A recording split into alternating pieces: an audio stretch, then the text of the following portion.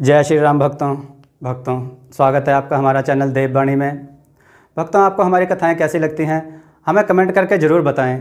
भक्तों, हमारी कथाओं को लाइक अधिक से अधिक करें, इन्हें शेयर करें और हमारे चैनल को अधिक से अधिक सब्सक्राइब करें। भक्तों, आपसे एक गुजारिश है, हमें इंस्टाग्राम पर फॉलो करें जिसका लिंक डिस्क्रिप्शन में दिया गया है। तो चलिए शुरू करते हैं आज की कथा। जय श्री राम भक्तों, सवालों की श्रृंखला में आप सबका स्वागत है। आज का प्रश्न है, असुरों की माता और देवताओं की माता का क्या नाम था? अपने उत्तर वीडियो में कमेंट करके जरूर दें। चलिए आज की कथा श्रवण करते हैं। आज की कथा है मुर्गे का चित्र, एक राजा और एक चित्रकार।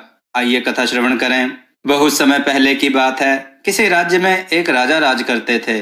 उन्होंने अपने सारे राज्य में चित्रकारों को खबर की कि वह राज्य की मुहर बनाना चाहते हैं। मुहर पर एक बांग देता हुआ बोलता हुआ मुर्गा उसका चित्र बनाना चाहता है।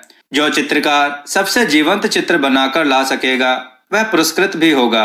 राज्य का कला गुरु भी नियुक्त हो जाएगा और बड़े बड़े पुरस्कारों की घोषणा की गई।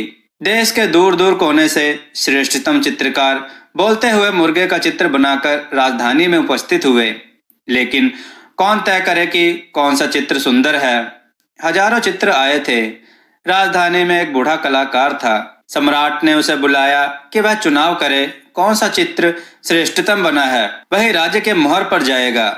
उस चित्रकार ने उन हजारों चित्रों को एक बड़े भवन में बंद कर लिया और स्वयं भी उस भवन के भीतर बंद हो गया। सांझ होते होते उसने खबर दी कि एक भी चित्र ठीक नहीं बना है, सभी चित्र गड़बड़ हैं। एक से एक सुंदर चित्र बने आए थे। सम्राट स्वयं देखकर दंग रह गया था, लेकिन उस बूढ़े चित्रकार ने कहा, कोई भी चित्र योग्य नहीं है। राजा हैरान हुआ। उसने कहा, तुम्हारे मापदंड क्या हैं? तुमने किस भांति जांचा कि चित्र ठीक नहीं है? उसने कहा, मापदंड एक ही हो सकता था और वह यह था कि मैं चित्रों के पास एक जिंदा मुर्गे को लेकर गया और उस मुर्गे ने उन चित्रों के मुर्गों को पहचाना भी नहीं, फिक्र भी नहीं किया, चिंता भी नहीं की। अगर वे मुर्गे जीवंत होते चित्रों में तो वह मुर्गा घबराता या बांग देता या भागता या लड़ने को तैयार हो जाता। लेकिन उसने बिल्कुल उपेक्षा की। उसने चित्रों की तरफ देखा तक नहीं। अब बस एक ही मापदंड हो सकता था, वह मैंने प्रयोग किया।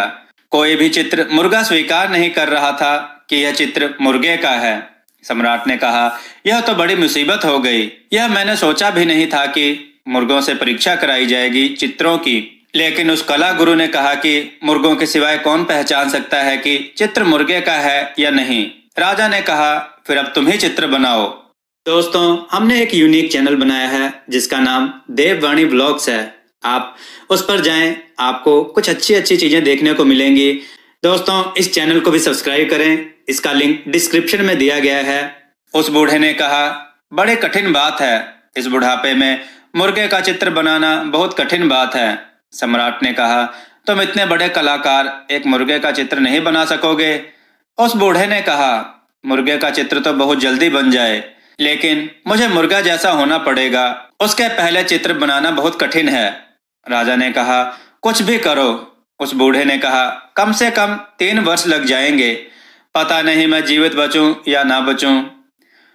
राजा ने उसे 3 वर्ष के लिए राजधानी की तरफ से व्यवस्था कर दी और वह बूढ़ा कलाकार जंगल में चला गया। 6 महीने बाद राजा ने लोगों को भेजा कि पता लगाओ उस पागल का क्या हुआ, वह क्या कर रहा है।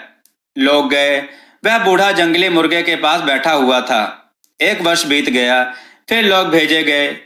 पहली बार जब लोग गए थे तब तो उस बूढ़े चित्रकार ने उन्हें पहचान भी लिया था कि वे उसके मित्र हैं और राजधानी से आए हैं।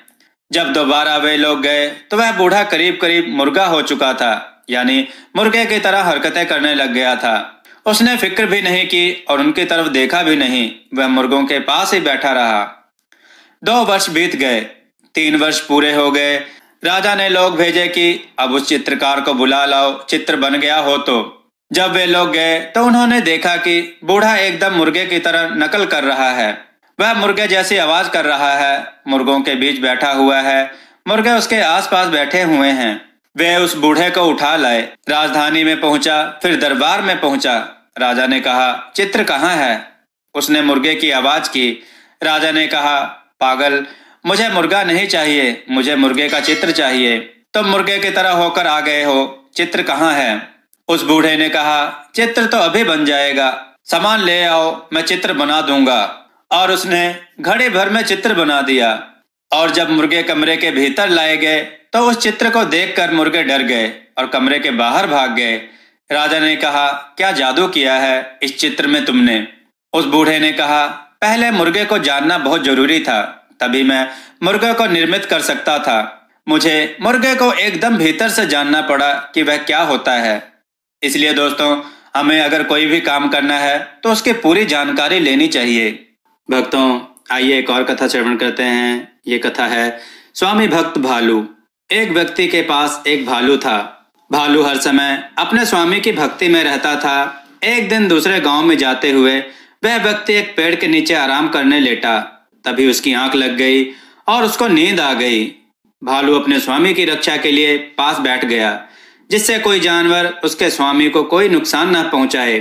भालू ने देखा एक मक्खी बार बार उसके स्वामी के मुंह पर उड़कर उसकी नींद को खराब कर रही है।